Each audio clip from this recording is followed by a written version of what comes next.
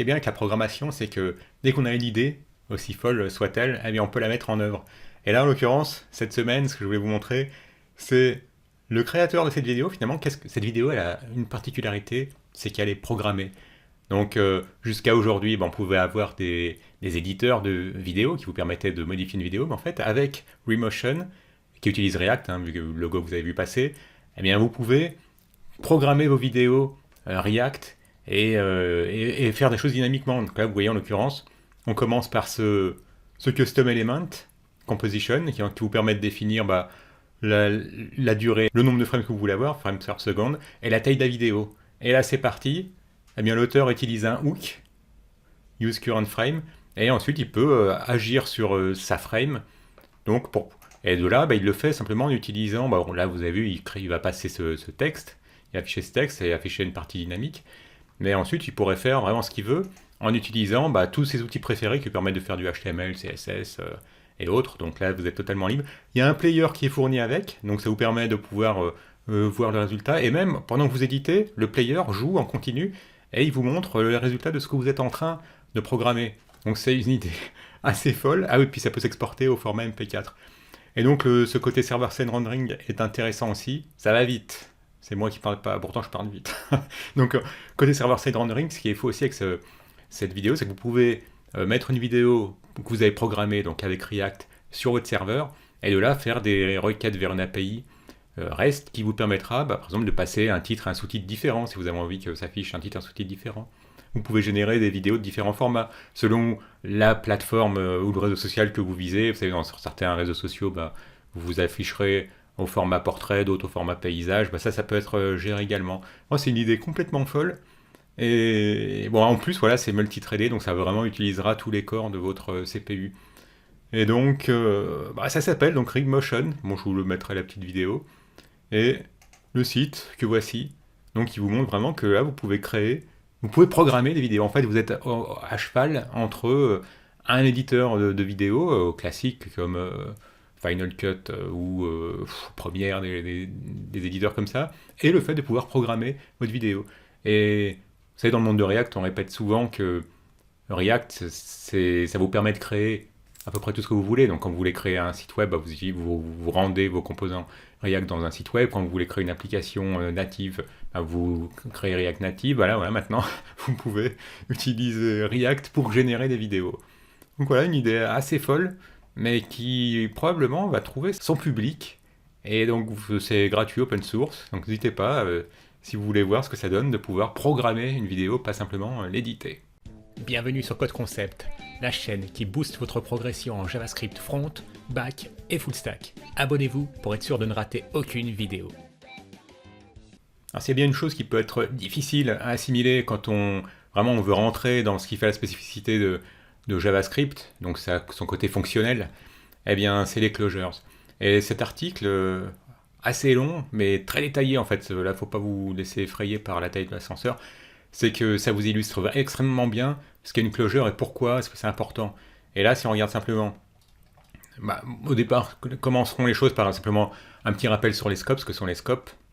Et vous savez qu'en JavaScript, jusqu'à il y a peu de temps, avant l'arrivée des mots-clés comme let et const, la seule façon vraiment d'avoir une scope, donc une portée pour une variable, c'était la fonction. Donc il vous fallait mettre vos variables dans une fonction pour être sûr que cette variable count ne soit pas accessible depuis l'extérieur. Depuis, on a eu let, ce qui fait que maintenant avec let et const, on peut très bien avoir des portées au niveau d'un if. J'en verrai pas, par ici. Mais donc maintenant, si vous aviez un if, pareillement, let serait limité ou dans un for au corps de cette fonction. Voilà, c'est une petite parenthèse. Mais ça pour vous dire que là, vous avez cette fonction foo. Qu'est-ce qu'elle fait? Elle vous propose cette variable count et vous pouvez faire un console.log de count. Et si vous essayez en dehors de cette fonction d'accéder à count, vous auriez une référence error et vous verrez que count n'est pas défini. Là, pour l'instant, rien de surprenant. Mais là où ça devient intéressant, c'est que quand vous avez des fonctions dans des fonctions, et ça c'est quelque chose qu'on fait souvent en JavaScript, et notamment quand on a envie d'avoir des fonctions qui retournent d'autres fonctions, que vous essayez de faire du currying, c'est-à-dire que vous avez des fonctions auxquelles vous ne passez pas tous les arguments auxquels elles s'attendent, et c'est seulement une fois que votre fonction aura tous les arguments auxquels elle s'attend qu'elle sera exécutée. Et bien là, donc, là où ça devient intéressant, c'est que quand vous avez votre fonction ici, et qui contient elle-même une fonction, et bien cette fonction, elle a quand même accès à cette variable à hauteur var. Donc vous pouvez faire un console.log d'OuterVar sans problème. Ça va, quand vous appellerez cette fonction, eh bien elle vous exécutera. Ici, donc elle est appelée dans le corps de outer function. Elle vous affichera bien I'm outside. Vous pourriez très bien retourner cette fonction. Allez, c'est un exemple qui arrive plus loin. Voilà. Là, vous avez cette outer function qui contient une inner function et qui retourne cette inner function. Et là, ce qui vraiment fait la force des closures, c'est que lorsque vous retournez cette fonction, donc vous avez une fonction qui retourne une fonction, et vous l'appellerez plus tard. Donc quand vous appelez cette outer function, qu'est-ce qu'elle vous retourne? Une fonction, mais elle n'est pas appelée, hein, sinon il y aurait les parenthèses ouvrant et fermantes. Donc outer function, ça vous retourne cette inner function. Cette inner function, vous pouvez l'appeler, donc comme on le fait habituellement, en ajoutant des parenthèses ouvrant et fermantes.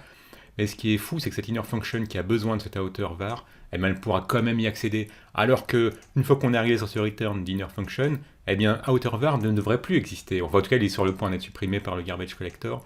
Or, le propre des closures, c'est que ça vous permet de conserver. C'est comme si cette fonction-là, cette fonction dans cette outer function, elle emmenait avec elle toutes les variables qui existaient au moment où votre inner function existait. Ce qui est complètement contre-intuitif, parce que normalement, une fois qu'on arrive sur cette accolade fermante, ça devrait plus exister. Cette fonction, vous la retournez, donc évidemment, vous pouvez y accéder, ici, donc vous l'appelez ici, donc vous la récupérez dans my inner function, et vous pouvez l'appeler. Mais normalement, ce qu'on devrait s'attendre logiquement, ce serait qu'au moment où on fera un console.log, il nous fasse de nouveau une référence erreur, alors que pas du tout. Donc ça, c'est vraiment le propre des closures, c'est que vous pouvez, elles embarquent avec elles, cette fonction, elle emmène avec elle, dans un petit sac à dos. J'aimais bien un auteur qui utilisait cette image. C'est comme si cette fonction, elle amenait dans un sac à dos tout ce qui existait, tout ce qui était accessible, tout ce qui était dans sa portée, au moment où elle existait. Et on peut dire, bon, c'est bien théorique tout ça, mais en fait non, s'il n'y avait pas des closures, on ne pourrait pas utiliser nos callbacks qu'on associe par exemple à des event handlers, comme ici par exemple. On veut associer à ce bouton, lorsqu'on clique, eh bien, on a envie d'appeler cette fonction-là. Et enfin, le currying, je vous ai évoqué le currying tout à l'heure, hein, c'est quand on a ici, vous avez vu, vous avez une fonction qui retourne une autre fonction qui attend un paramètre. Vous avez vu cette fonction externe, elle prend un paramètre, elle retourne une fonction qui prend un autre paramètre, et pourtant, cette variable-là, ce paramètre-là, il sera toujours accessible à execute multiple function, même après que cette fonction soit exécutée. Donc vous avez vu le principe, c'est que vous avez multiply, vous décidez de lui passer 2, et bien 2 va être conservé du fait qu'il était dans la portée de cette fonction qui est retournée. Donc vous décidez que cette fonction sera capable de multiplier par 2, elle multipliera par 2 tout ce que vous passerez à la fonction interne, et ce execute multiply qui est retourné. Et vous avez vu, vous pouvez l'appeler, hein. Donc ça peut toujours paraître bizarre quand on n'est pas habitué au currying, mais vous appelez multiply, vous lui passez 2. Ici donc A prend la valeur 2, et il retourne cette fonction. Donc maintenant, quand on appelle multiply, ce qui nous est retourné, c'est une fonction. Cette fonction, elle attend un paramètre. Cette fonction, là, execute multiply by, elle attend un paramètre. Vous décidez de lui passer 3, eh bien elle se rappellera qu'ici il y a eu 2 fois, et ici c'est 3, eh bien vous retournez 2 fois 3. Si on devait résumer en une phrase, c'est que lorsque vous avez une fonction qui est retournée par une fonction, qui se trouve dans une fonction et qui elle-même se retrouve retournée, cette inner function, eh bien elle embarque avec elle les variables, cette outer var, et elle peut y accéder plus tard, alors que cette fonction outer function a fini de s'exécuter, et donc outer var ne devrait plus être accessible. Voilà, et donc si ensuite vous avez envie de vous tester et de voir si bien vous avez réussi à bien comprendre les closures, vous aurez cette question, et avec leur solution. Voilà, moi j'ai déjà pratiqué, c'est pour ça que toutes les réponses après sont ouvertes, pour voir si j'ai eu juste plus facile que les closures. Ce qui m'a fait tilter tout de suite, c'est que j'ai vu le nom de cet auteur. Alors c'est pas un prénom fréquent, il s'appelle Féroce. Et lui, c'est quelqu'un que j'avais repéré il y a quelques années quand je bossais à fond, vraiment le node plus bas niveau, au niveau des streams. Et c'est quelqu'un que je voyais apparaître assez souvent. Donc dès que j'ai vu son nom, ça m'a tilté. Et donc il a sorti cette petite fonction qui vous permet d'exécuter parallèlement différentes fonctions que vous passez à un tableau. Donc dit comme ça, c'est pas super clair. Voilà. Donc voilà, vous avez cette fonction parallèle, hein, auquel vous avez accès après avoir installé run parallèle, donc npm install run parallèle. Run parallèle, ça vous met à disposition parallèle, qui est une fonction qui prend un tableau de fonctions. Qui prend un tableau, donc il peut avoir plusieurs fonctions. Là par exemple, on passe en l'occurrence 2 fonctions. Et elle est capable de vous exécuter en parallèle toutes les fonctions que vous lui passez. Bon, pour là, il n'en a passé que 2 en l'occurrence. Et elle prend, en plus, ces fonctions prennent un callback. Donc qui peuvent être appelées. La logique est plus propre au développeur Node, hein, c'est que Hein, vous avez l'erreur first, donc ici vous passez null, et si les choses sont bien passées, bon, vous passerez one. Là, vous remarquez une chose, c'est que l'ordre des fonctions est tel que ici vous avez une fonction qui sera exécutée au bout de 200 millisecondes, la deuxième elle sera exécutée qu'au bout de 100 millisecondes, et pourtant l'ordre sera maintenu. Donc on pourrait s'attendre à ce que ce soit d'abord le tout qui apparaisse puis one, et en fait, non, ce sera bien one et tout. Donc en plus, ça vous conserve dans des fonctions. Et optionnellement, vous pouvez très bien passer une dernière fonction, mais en dehors du tableau de fonctions, que vous pourrez exécuter. Et si vous avez envie d'avoir un callback qui s'exécutera ensuite quand toutes les fonctions auront été exécutées. RxJS est tellement incontournable dans le monde d'Angular qu'il est toujours bon de jeter un œil à un article récent sur le sujet. Et ce qui est bien, c'est que dans cet article dédié à RxJS, eh bien, vous aurez un exemple concret qui vous montrera comment, alors là c'est un cas de figure, qui utilise une API qui vous permet de récupérer des cocktails, de demander, en fait c'est une API qui vous retourne des cocktails en fonction de leur nom. Et donc dans cet exemple, il va utiliser RxJS pour simplement, chaque fois que vous taperez une lettre, ça vous fera une requête vers l'API qui vous retournera des cocktails qui comporteront cette lettre. Et en plus, ça vous crée une fonction qui vous créera un carrousel qui fera défiler différentes recettes correspondant à cette lettre. C'est un cas assez complexe, mais qui est bien détaillé et qui vous explique l'intérêt d'utiliser RxJS dans ces cas-là, qui vous montrera les anti-patterns qui détectent par l'apparition de subscribe imbriqués. Si vous voulez en savoir plus sur RxJS, j'ai non seulement une playlist qui est disponible, ainsi qu'une vidéo un peu plus longue RxJS. Et donc, l'intérêt de cet article, ça va vraiment vous initier à l'intérêt du reactive programming. Et dans le reactive programming, l'exemple est assez sympa et très contemporain, hélas, puisque ça prend en compte le Covid-19 avec les distances de sécurité. Là, il prenait l'exemple d'un magasin en vous disant, voilà, si vous étiez propriétaire d'un magasin qui devait surveiller s'il n'y a pas plus de personnes que ce qu'il faudrait pour assurer une certaine distanciation sociale, vous pourriez utiliser deux façons de faire. Une façon où vous essaieriez de compter tous les gens qu'il y a dans votre magasin, mais ça devient compliqué si vous avez 2 ou 3 petites pièces dans le magasin, par exemple. Et bien vous seriez sans arrêt en train d'essayer de savoir où vous en êtes, et vous pourriez très bien avoir une personne qui est en train de passer d'une section du magasin à l'autre, ce sera la pagaille. Ou d'avoir une approche plus réactive, où là vous vous intéresseriez qu'aux événements propres à votre porte d'entrée, c'est-à-dire le nombre de gens qui rentrent par la porte d'entrée pour aller dans le magasin, le nombre de gens qui en sortent. Et donc cette comparaison assez intéressante, ça vous montre que ça vous simplifie beaucoup la chose. C'est-à-dire que pour gérer l'état de cette application, au lieu d'essayer de surveiller de ce qui se passe dans votre magasin, vous surveillez uniquement les événements entrée et sortie d'un individu pour incrémenter ou décrémenter votre compteur d'individu. Et pour en revenir à l'exemple qui est détaillé, ce qui est intéressant, c'est qu'il vous permet vraiment de prendre en main les notions essentielles d'observable et de subscriber. Un observable étant un flux de données qui arrive dans le temps, c'est comme si vous aviez un tableau, mais avec les éléments du tableau qui vous arrivent au fil du temps, plutôt que vous ayez un array directement comme ici, qui comporte tous ces éléments. Pensez qu'avec un observable, c'est comme si vous aviez ces éléments qui arrivaient l'un après l'autre au fil du temps. Une petite initiation aux opérateurs pour vous montrer que un opérateur, il agit sur chacune des valeurs qui passe, qui est poussée, parce que c'est du push, un observable qui est poussé par votre observable. Et ici, en l'occurrence, il vous montre un observable qui vous crée une donnée toutes les 1000 millisecondes, toutes les secondes, et toutes les secondes, il va vous créer automatiquement un nouveau nombre qui sera incrémenté. Donc au départ, vous émet 0, puis une seconde plus tard, il émet 1, puis une seconde plus tard, il émet 2, 3, etc. Et là, ensuite, il vous montre les principaux opérateurs. L'indétrônable map qui vous permet de transformer la valeur. Vous avez vu, cet observable, il vous poussait la valeur 1, puis 2, puis 3. Avec map, vous dites, pour chaque valeur qui est poussée par l'observable, je décide de les multiplier par 10. Voilà, 1, ça devient 10, 2, 1, ça devient 30. Un observable qui vous permet, par exemple ici, lorsqu'il a reçu un élément de se mettre à l'état complete, c'est d'où la barre qui montre que c'est un état complete. Cette barre, ça veut dire que l'observable, il vous informe qu'il ne va plus pousser d'autres données. Mais surtout, là, il va vous montrer un anti-pattern qu'on détecte facilement. Parce qu'en fait, l'intérêt de la chose, c'est, si on en revient à notre exemple d'API de cocktail, vous avez envie, chaque fois qu'une personne saisit une valeur dans un champ texte, c'est de faire une requête vers une API REST. En fait, vous pouvez très facilement vous retrouver piégé à avoir un observable d'observable. Donc, c'est-à-dire que vous avez un observable qui écoute et qui vous pousse la valeur qui a été saisie dans le champ texte. À chaque fois qu'une valeur est saisie, vous avez un observable qui vous envoie la valeur de la saisie. Au début, vous tapez par exemple, admettons que ce soit un martini, la boisson martini, M, il va vous taper M, A, il va vous envoyer MA, MAR, il va vous envoyer MAR. Mais ensuite, pour chaque expression donc vous avez reçu M, puis MA, puis MAR, etc., vous faites une requête à cette API qui vous permet de retourner des noms de cocktails. Mais le problème, c'est que dans le monde d'Angular, vous avez cet HTTP client qui vous retourne un observable. Donc vous allez vous retrouver dans le cas de figure d'un observable d'observable. Donc vous avez un observable qui observe tout ce qui est tapé dans le champ texte. Et pour chaque élément tapé dans le champ texte, vous faites une requête AJAX qui elle-même vous retourne un observable. C'est pour ça que vous vous retrouvez dans un observable, vous vous retrouvez avec un observable d'observable. Et il vous explique comment aplatir les observables. Donc ça, c'est en utilisant les higher order functions. Donc ça va assez loin sur un exemple assez bref. Alors on se retrouve dans ce cas-là typiquement, vous avez un observable, lui vous émet 1, puis 3, puis 5, et il vous map les valeurs. Donc quand vous en recevez 1, bah, ce map, il vous enverra la même chose fois 10. Donc ici, ça vous enverra 10, 10, 10. Ici, 30, 30, 30, ici, 50, 50, 50. Mais ce que vous avez envie de voir arriver, c'est que vous n'avez pas envie d'avoir un observable d'observable.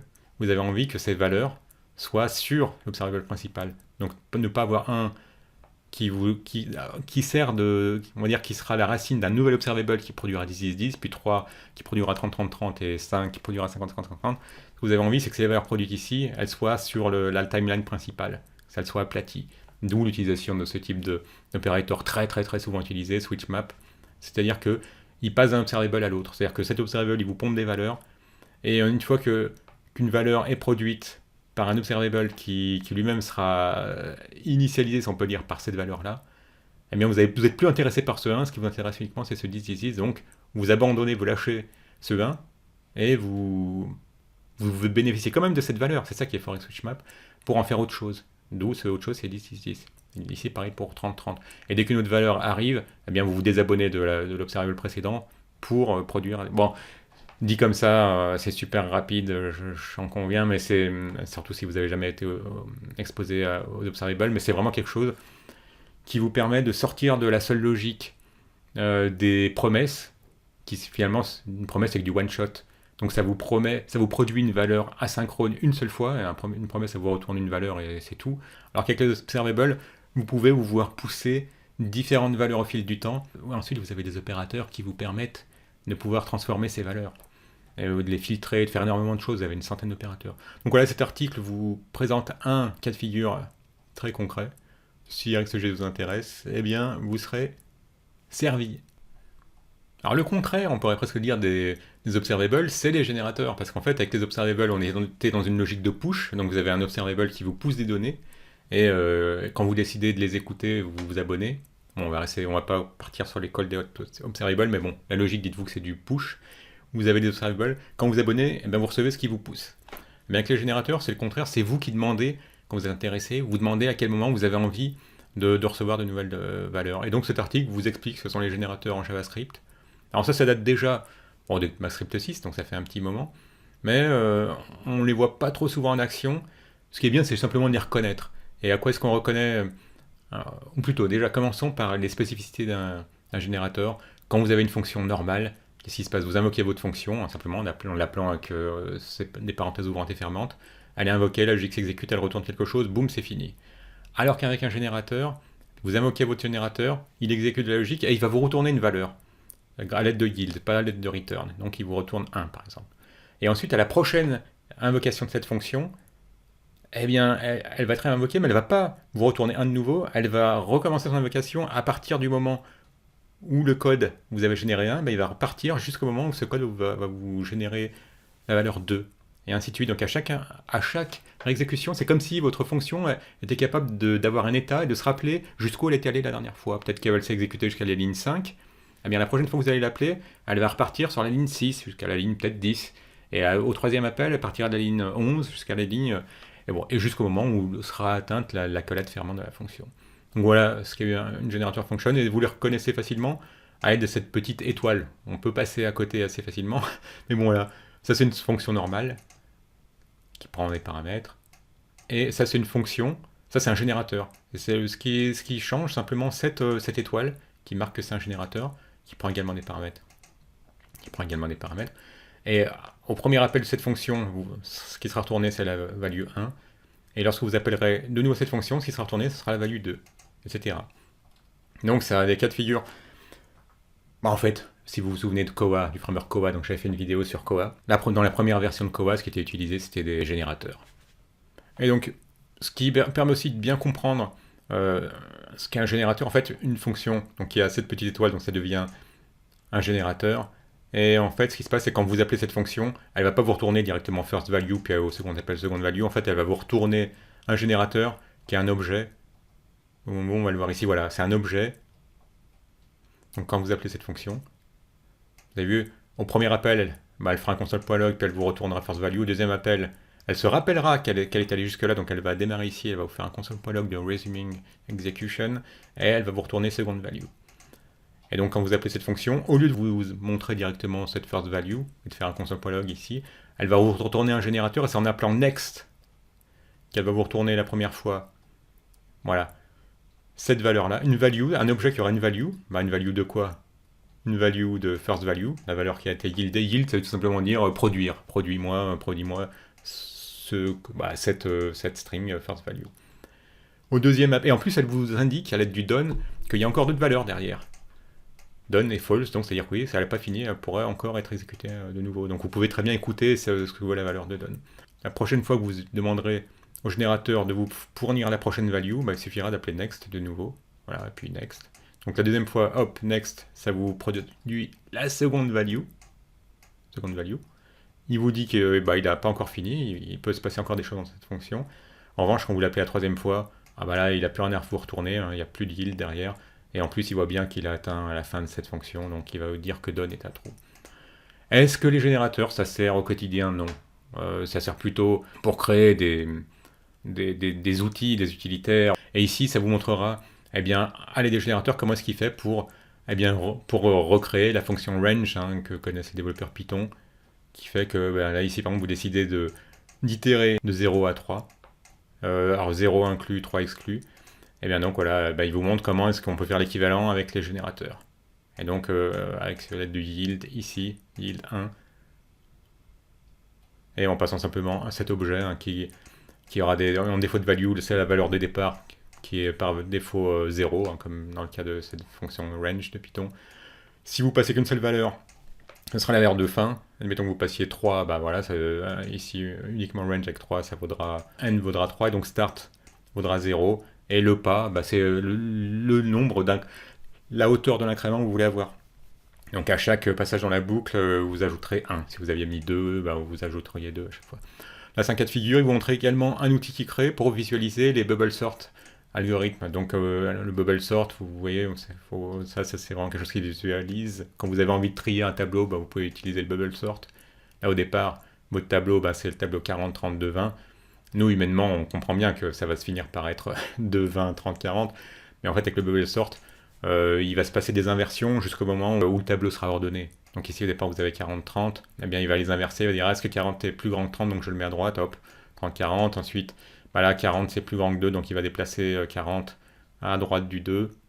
Voilà, puis 40, c'est plus grand que 20, il va le mettre. Et ensuite, il recommence à faire la même chose avec 30 et 20, donc 2 est plus petit que 30, donc il reste à sa place. 30 est plus grand que 20, donc il va les permuter. Puis même chose entre 30 et 40, ça bouge plus. Voilà, on voyait... ça, par exemple, il vous montre comment, avec les générateurs, il a pu se créer un outil qui vous permet d'observer l'état du tableau. Et c'est quand même beaucoup plus facile de comprendre dans votre algorithme quand vous pouvez visualiser l'état de votre tableau au fur et à mesure que votre algorithme de bubble sort s'exécute. Donc voilà, c'est pas quelque chose que vous utiliserez au quotidien, mais au moins, si vous tombez sur le code de quelqu'un et que vous voyez des fonctions avec ce petit point, cette étoile, et qu'ensuite vous voyez que suite à l'appel de cette fonction, ce qui est appelé, ce sera next, la fonction next, vous saurez que vous avez affaire à des générateurs. Si vous avez tenu jusque-là, entre les observables et les générateurs, je ne résiste pas à la tentation de vous montrer cette vidéo.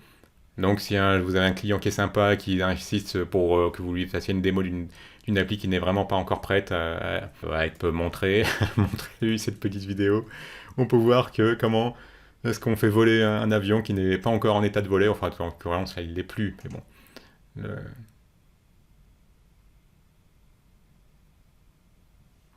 Voilà, c'était le petit clin d'œil du moment. Et on peut retourner à nos moutons. C'est un outil qui vous permet de faire des fenêtres, donc de multi-fenêtrer. Je sais pas si c'est une belle expression, mais en tout cas, on voit bien ici qu'on a plusieurs indicateurs dans différents onglets. Et on se doute aussi que c'est quelque chose qui va plaire plutôt aux établissements financiers, ce genre de choses qui ont besoin d'avoir beaucoup d'indications accessible d'un coup d'œil. Eh bien, vous avez ce composant Golden Layout. Et en plus, vous pouvez vous en servir aussi bien en Vanilla JavaScript qu'avec React et Angular. Oh, il n'y a pas de... Ils n'ont pas pensé à vue. Mais bon, voilà. Avec, en tout cas, Vanilla JavaScript, React et Angular, ça ne va pas trop dur à intégrer dans Vue. Il y a des petites démos. Donc, si vous voulez voir la chose, peut-être rafraîchir. J'ai dû m'amuser avec. Voilà. Bon, pour certains, oh, il vous prévient quand même. Normalement, il faut sélectionner à quel endroit vous avez envie d'ajouter. Et là, si j'oublie de le faire, il va me mettre une pop-up. Ah non, là c'est du glisser-déplacer, désolé. J'étais en avance avec ce que... Voilà, vous pouvez déplacer des choses et les positionner à différents endroits. Ouais, vous pouvez les mettre enfant de enfant d'enfant. Assez intéressante, hein, vous vous retrouvez avec une arborescence de composants. Vous pouviez également ajouter des composantes. Il faut d'abord cliquer une barre noire et ensuite à partir de là, eh bien, ça ajoutera le component. Voilà, vous pouvez ajouter des onglets. Et si par hasard vous aviez oublié, c'est ce que j'avais fait au départ, de cliquer sur une des barres noires, il va vous prévenir, ah attention, il faut d'abord sélectionner l'endroit où vous voulez ajouter le component. Ah d'accord, imaginons que ce soit ici, hop. Donc c'est assez sophistiqué, hein. Si à un moment donné vous avez un projet qui nécessite, je pense notamment à tout ce qui est banque et finance, d'avoir des grilles imbriquées, eh bien pensez à Golden Layout. Et d'ailleurs, c'est pas un hasard, hein, si c'est Bank of America, JP Morgan, qui utilise notamment ce composant, mais il y a aussi la NASA. Donc voilà, pour tout ce qui est application scientifique également. Golden Layout, il commence à bien faire son bonhomme de chemin. Puisqu'on est dans les étoiles, eh bien, voilà, React vient juste d'atteindre les 10 millions d'installs par semaine. Alors attention, ça s'accompagne de nouveau de l'avertissement que j'aime bien vous faire, parce que moi je m'en fiche, je suis framework agnostique, j'aime autant Angular que React que Vue. Dites-vous bien que React cartonne outre-Atlantique, se porte bien en France. N'oubliez pas qu'Angular est toujours premier dans beaucoup d'agglomérations françaises, suisses et belges, notamment dans les grands comptes. Mais c'est quand même un palier sympa qu'il fallait saluer, que je fais à l'instant même. Cet article de François Beaufort, qui vous encourage, paradoxalement, parce que parfois on a envie de se jeter tout de suite sur les choses bas niveau, et bien, il vous encourage à utiliser des API plus haut niveau et à basculer sur les plus bas niveaux. Quand il s'agit par exemple de vouloir accéder à votre webcam ou à un micro ou à une console de jeu, dans le contexte du web, eh bien, cet article vous encourage à d'abord utiliser les API, je repasse en dark mode, ça me pique les yeux quand je suis pas en dark mode, voilà, d'abord essayer d'utiliser les API haut niveau, et seulement ensuite, si vous n'obtenez pas satisfaction, de passer aux API plus bas niveau. Et voilà, c'est ensuite seulement si ça ne marche pas qu'il faut accéder aux API de plus bas niveau, donc il vous montre plusieurs exemples pour accéder également à l'imprimante, pour accéder à tout ce qui est authentification via des périphériques Bluetooth ou NFC ou USB. Leaflet qui continue à gagner en popularité. Eh bien, vous pouvez utiliser Leaflet dans le contexte de React à l'aide de ce composant, React Leaflet. Et là, à ce moment-là, vous voyez que vous êtes tout à fait dans les domaines qui vous sont familiers dans le monde de React. C'est que vous pouvez utiliser un component et lui passer ensuite les props dont il a besoin. Mais si vous pouvez indiquer à quel endroit vous voulez afficher la carte, qu'elle soit centrée sur quoi, sur cette coordonnée. Donc le niveau de zoom, si vous avez envie de permettre de zoomer avec la souris. Et puis ensuite, vous pouvez passer à ce component container un marqueur, vous avez vu là, donc vous lui passez des enfants. Et c'est un peu comme la logique des slots dans le monde de Vue et de Svelte, et vous lui passez des composants enfants. Ici pour préciser quel type de taille, et puis ensuite l'attribution, aussi le copyright. Et ensuite, le marqueur à quel endroit vous avez envie de le générer. Vous pourrez très bien ajouter des marqueurs dynamiquement à l'aide d'un map ou d'un for. Donc React Leaflet. Et puisqu'on est toujours dans React, eh bien ce type de navigation peut être très sympa selon le type d'application que vous avez. Vous avez vu, quand vous naviguez, vous voyez que votre menu varie, donc ça vous permet de savoir sur quelle section de la page vous êtes. Et pour ça, il suffit d'utiliser React Use Scroll Spy. Et avec, dès qu'on voit du use, on se doute que il y a un hook dans l'air, effectivement, il y a ce React Hook qui vous permet de mettre à jour votre navigation en fonction de votre scroll position. Et comme toujours, un petit yarn add ou un npm install suffit en installant le component React Use Scroll Spy. Et de là, eh bien, ça vous met à disposition ce hook Use Scroll Spy, auquel vous passez un objet de configuration Ce qu'il attend, c'est un tableau de référence d'éléments DOM. Comme ça vous permettra de savoir à quel endroit il faudra considérer que vous êtes passé sur la page 2, la page 3, etc. Et là, on peut voir que qu'est-ce qu'on lui passe. On utilise un autre hook, useRef, qui permet d'accéder à certains éléments du DOM. Et ce useRef, sectionRef, voilà, sectionRef 0, bah, vous avez vu, ça permet de référencer des éléments du HTML, hein, ces différentes sections, pour pouvoir, très simplement, donc, bénéficier de ce type de navigation. Vous avez vu, qui change en fonction section 1, section 2, section 3, de la position de l'ascenseur. Pas grand chose sur vue cette semaine, mais bon, il y a des semaines comme ça, hein, des semaines où on se consacre plus à vue. Ce petit composant, View Use Table, qui vous permet de facilement créer des tables. Voilà, comme toujours, un petit npm install ou un yarn add du composant en question, le View Use Table. Une configuration, simplement à l'aide d'un bon view use du composant en question, ce que vous voulez importer depuis où. Vous en servez, là on est dans main.js, il a fait une petite version, on est dans main.js. Et on passe donc ce component, si bien que maintenant il peut être utilisé dans un component où vous souhaitez vous en servir. Ah là on pourrait être plus granulaire. Selon ce qu'on veut utiliser, on peut très bien déstructurer les propriétés de cet objet pour utiliser uniquement celles qui nous intéressent. Et de là, donc il vous montre comment créer ce tableau avec ces titres-là, les données. Bon, évidemment, il y a de fortes chances que les données vous serez fournies par une API REST. Mais bon là, pour ne pas vous encombrer l'esprit avec une API REST que vous auriez peut-être pas sous la main, il vous permet de créer. Voilà, ils vous ont fourni des données ici même via un tableau d'objets JSON en local. Comment est-ce que vous pouvez créer des colonnes, hein, ici name, date, web address, name, date, web address, voilà, on voit que c'est bien que ça correspond aux colonnes. Et on peut aussi avoir des feuilles de style.